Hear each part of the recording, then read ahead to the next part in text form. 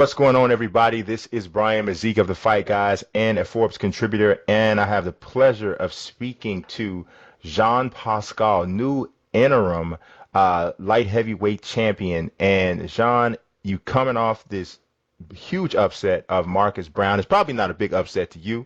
How are you feeling today? Honestly, I feel blessed. I feel blessed. I'm very happy. Life is good. I'm living my best life. Yeah, for sure. We saw that this weekend for sure.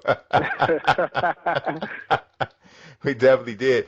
Tell me a little bit about your mentality coming into this particular fight. Like, it's something to come into a fight as, as a veteran who has, accomplished all of what you've accomplished, been in the ring with some of the best fighters of your era in your weight region. But to come in as an underdog, fighting someone much less experienced, even though they were undefeated. What was your mentality like? Honestly, I'm always striving for the best, strive for greatness, and my motto it's winners never quit, quitters never win. So I always gonna give my best in anything that I do in life. Like I said, even that we talk about women, sport, work, everything. I always make the best. All right, I hear you. So what I think is not getting enough attention, right, about this fight, because it had a little bit of an abrupt end and had to go to the technical decision. But man, this was a exciting, action-packed fight, and I don't think like enough people are talking about how good the actual fight was. Did you get the feeling of? I Did you don't get know. that feeling? Honestly, I don't know. People was telling me that the fight was pretty exciting, pretty good. I dropped him 3 times. Of course, like we clashed heads, so because of that, I won by technical knockout. But everybody who was in the arena knows that if he got lucky, because if the fight would go longer, I would probably stop it to the next round. So I think that was the best decision for him that the fight got stopped because like one more round and that probably the festival will be over. Yeah, yeah. I It mean, was a so it big was a knockout. right. It was a It was a big knockdown in the knockout. right knockdown in the fourth, two times in the seventh. You were up by a point on all three judges' scorecards at the time of the stoppage. What is it about Marcus Browne that you saw even before the fight that you were like, I'm gonna get him. I'm gonna get him. Marcus Brown, honestly, don't get it twisted. He's a talented fighter. He got good speed. He's young, but like I said, I'm a veteran. I've been there, done that. I've been with the best. I fought living legends. I fought pound for pound. I fought very hard hitter. So Marcus was a little bit too green for me. I think I knew that the first 3 rounds will be probably rough for me because it's young, it's fast. But my game plan it was to drag him to the later rounds to try to finish him, and that's exactly what I did. Yeah, definitely. I mean, that first right hand that dropped him in the fourth round, he had a look of absolute shock on his face. But he was definitely hurt. It wasn't a flash knockdown. He was definitely hurt because as he got back to his feet, it took him a minute to get his bearings. I mean, the right hand, that counter right hand over the top seemed to be your money punch. Did you see that in training camp before the fight? Yeah, definitely. That was the money shot. I practiced that shot over and over in sparring session. I even heard some sparring partners with that right hand. So that was the money shot, and I did exactly what I was doing in sparring in the fight. Yeah. So perfect practice make you perfect in the fight. Yeah, for sure. So now, obviously, so what's the situation with a potential rematch? Obviously, because it did go to a technical decision and the cards were close. So what's the situation there? When Well, or if is that? right now, I'm gonna enjoy my wins. I'm gonna enjoy my victory.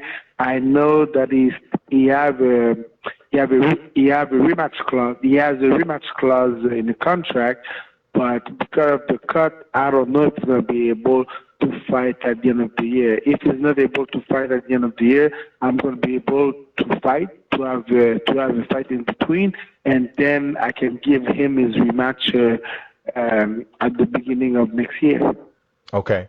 Now, do you think that that's something that you can see happening back in Barclays? Do you think he would dare come and But fight you in Canada? listen. He was the champion. I went all over to America. Now I'm the champion. So why not win it in Canada? Yeah. Yeah. Yeah, that's what I was wondering. But with him with the having the rematch clause, does he have the say over where the location is? Honestly, I don't know the technical details of the contract, but like I said, for a fact, we know me with the belt. I can sell out in my country. I sell out the arena. When I bought Lucien Boutte, I sold 21,000 tickets. Yes. Barclays Run, but she doesn't sell at the Barclay. So if he wants to make good money, the best way would be to come to Canada. So that's why Bernard Hopkins, a living legend, came twice in Canada to fight me. Sergey Kovalev came twice to fight me, and Chad Dawson came to fight me in Canada because they know I'm the cash cow of the division. Yeah, yeah. You definitely it was a there was a run there for I mean it looked like from like all the way from 2009 to 2015 all of your fights were in Canada except for maybe I think the Uneski Gonzalez fight that was in Vegas, but I mean you fought Kovalev in Canada, Boutte in Canada, Hopkins Yeah. twice in Canada, Dawson in Canada. So yeah, it definitely there. Everybody's coming there because clearly there's an opportunity to make Hey, money. this year Canada is winning. We have the best rapper in the game, Drake. We are NBA champion, and now I brought the belt back to Canada, so we're winning. Yeah, yeah. I mean, it is. It's been a heck of a year for Canada for sure. So now, if you like, you've had some great wins, obviously in your career. 34 34 victories in your career. 20 of them by stoppage. This one coming at this stage of your career with people obviously doubting you and saying, "Oh, you're not gonna win," this, that, and the third. Where would you rank this victory in your career? Honestly, it's the ice on the cake because everybody counted me out. Everybody thought I was finished and everything. But I showed the world that when you believe in yourself, you work hard, you stay disciplined, and also you persevere. Anything is possible in life. Yeah, yeah. So I know obviously the rematch is going to be next, right? But are you looking like ahead to anything else in regards to like the position that you're now in as being an interim champion in the division? Because obviously if you're able to if you get past Marcus Brown, again, you're in a position maybe for a rematch with Dimitri Bivol or Well, Alexander. right now, I'm the A side. I used to be the B side. Hmm. No, I used to be the A side. I became the B side, and now I'm back to be the A side. So, I'm gonna go for my best interest. Right now, I got the belt. I'm the champion. I heard that Canelo Alvarez wants to move up to 175. So I think I can do a good test for him if he wants to test the water at 175. Also I got my fellow friend GSP, George Pierre. We can make a crossover fight in Montreal, in Toronto, boxing versus UFC. I know Conor McGregor talks a lot, so if Conor thinks he's that good in boxing, he can try to have a match with me. I got two belts right now. Yeah, I mean that that's definitely those are some huge call outs there because I know GSP just talked about yeah, his chapter in the UFC was over with, but maybe he might be interested in a mega event in Canada with two draws like you and him, and obviously Connor is going to be interested in anything that's going to get him some money, so he'll definitely be down for that.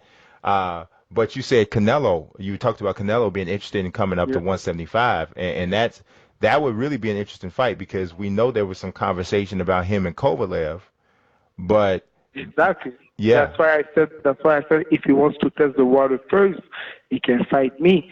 I got two belts, and plus me, I'm a cash cow. I'm not Kovalev. Kovalev doesn't sell well, so that's why he came all the way to Canada. But Alvarez, he has Mexico and America behind him. Me, I have Canada and I have Haiti behind me. So no, there will be two men, four countries, four languages. So that would be a great matchup. yeah, and I mean Canelo is the WBA the regular champion at 168, so it would seemingly Exactly. be a fairly easy fight to make for the WBA because you're both under the same governing body. So that's a very interesting fight to consider moving forward. I know Canelo's in some limbo right now. How soon would you want to fight Canelo if you could? Like I said, honestly, I'm in shape already. So anytime, anywhere. Anytime, anywhere. All right, man, John, I really do appreciate you taking some time to jump on and talk to me, man. Again, congratulations on a fantastic win, and I wish you nothing but the best moving forward. Thank you very much.